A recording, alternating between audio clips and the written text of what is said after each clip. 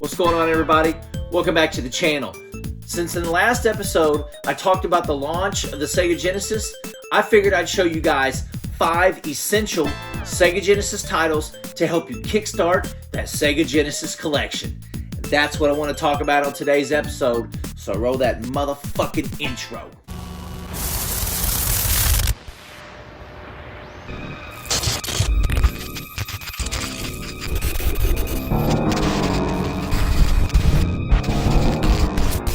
eSWAT City Under Siege is a Sega Genesis game released in 1990 by Sega of America.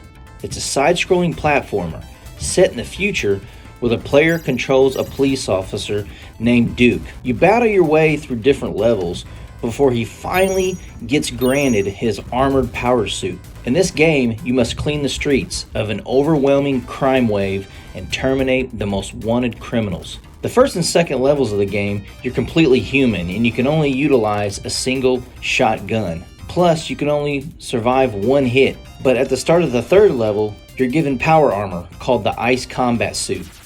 With this suit, you can use more lethal weapons like the Super Shot, a plasma rifle, and rockets with a devastating fire attack. You can also use a jetpack with limited fuel that replenishes over time. Plus, the new armor will allow you to take more damage before you die. When this game was first released, it was fairly popular. A lot of the video game magazines gave it a decent score, and I think it looks pretty darn good too. To be an early Genesis title, in my opinion, this is definitely one game that I would pick up if I was starting to collect for the Sega Genesis. It's a fun, side-scrolling platformer that has just enough challenge to keep you coming back. Plus, coming in at only $18.53 for a loose copy, or $44.50 for a CIB copy, I wouldn't pass this one up.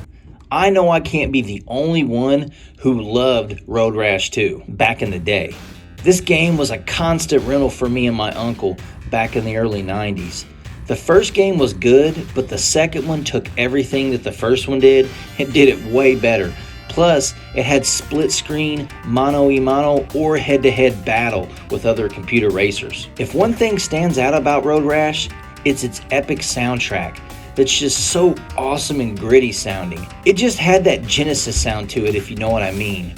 And it really went well with the theme of the game perfectly. Plus, you could beat the hell out of other people with your hands or feet, which was always cool, or you could just get a chain for some real damage. By today's standards, it looks kinda choppy and slow, but trust me, when this game came out, it was definitely ahead of its time. I loved beating the hell out of the cops when they would try and pull me over for street bike racing. Another thing I really enjoyed about the game was all the different locations you could race in. Places like Hawaii and Alaska were just some of the cool locations that you could choose. Plus, every single location had its own music and its own feel to it. The premise of the game is pretty simple. You race through different locations trying to win as much money as you can so you can upgrade your bike to race in the longer tracks later on in the game. You begin the game with $1,000 and you try to earn cash prizes for each race if you place in the top 3. You can also access the game shop to view different bikes that have different weights, speed, different steering capabilities. It's super cool. When you save up enough money, you can purchase a new bike if you'd like. Certain bikes are equipped with nitrous oxide, which can provide a burst of speed if the player quickly taps the acceleration button twice. This game does have a password system, which is great because this game gets relentlessly more difficult the further you get into it. To advance, you have to win a race on each track in all 5 levels. Your bike has its own health meter too, so when you're racing, if it gets completely depleted, it will explode and you won't be able to finish the race. When your bike does explode, which is going to happen because the game is tough, the game makes you spend the money on repair bills. The further you get into the game, the more relentless the police will become. They'll actually use weapons on you also to try and knock you off your bike and arrest you. This game was one of our favorite games to play back then, and I think it's an essential game for your collection for a loose copy that'll only set you back $12.50 or a CIB copy for under $30. Shining in the Darkness is a 1991 role-playing game for the Sega Genesis. It was actually licensed and developed by Sega of America, This is one of those games that I used to call dungeon crawlers back in the day.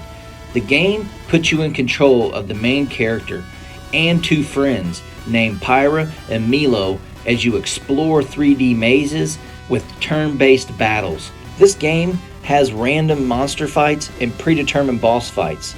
So the combat in the game operates similarly to most role-playing video games of the era, such as Dragon Quest or Wizardry. Each dungeon contains 3 characters that need rescued.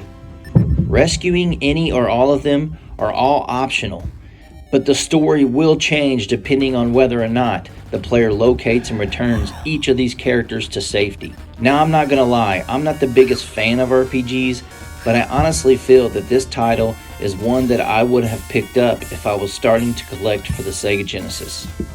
It's still incredibly affordable, plus you get a lot of bang for your buck. This game has 9 levels and each level is a labyrinth, which takes quite a while to beat each one. One thing I did like about the game is that the battles aren't slow, they're pretty fast. Plus the text scrolls quickly and it adds to the non-stop action. This is another game that has a battery backup, which is crucial in an RPG game. With a loose copy price only running $22 and the complete copy for only $47, this is a must-have for any new Genesis collector. Evander Holyfield Real Deal Boxing was one of my favorite games that I played when I was a kid. Me and my uncle would play this game non-stop.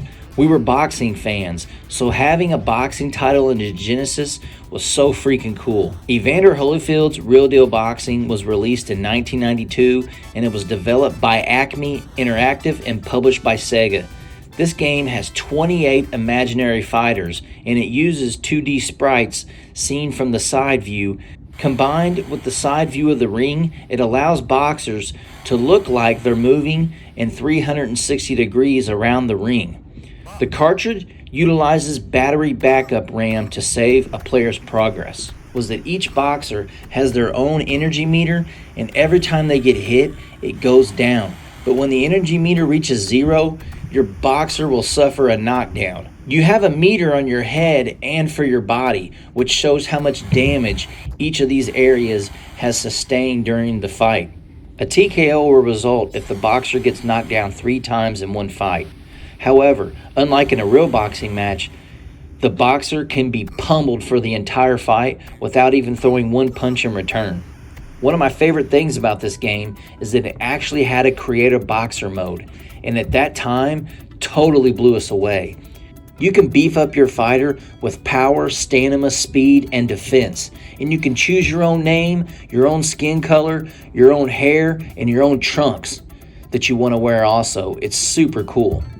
Then you can start your career mode and go against 28 different boxers. And if you beat them all, you'll finally fight for the title against Evander Holyfield. And trust me, if you think you can just button mash your way to victory in this game, you got another thing coming. The earlier boxers, yeah, you can button mash, but as the game goes on, it gets brutally hard. These guys hit hard and they duck punches, and it's very insane how good they are. They are so skilled, they can end a fight in mere seconds if you're not careful. In the career mode, you can upgrade all your attributes by doing various things, such as free weights or a protein diet. In my opinion, this is one of the best boxing games on the system. Tons of progression and overall fun gameplay make this a must-have sports title. You can pick this cartridge up for a measly $5 or $11 CIB, an incredible value. Alright, I'm going to be honest with you. The last game I'm going to talk about, I kind of cheated on, but I think this is by far the most bang for your buck you're going to get on the entire system. The Genesis 6-pack is a collection of some of the best Sega Genesis games ever released on the system.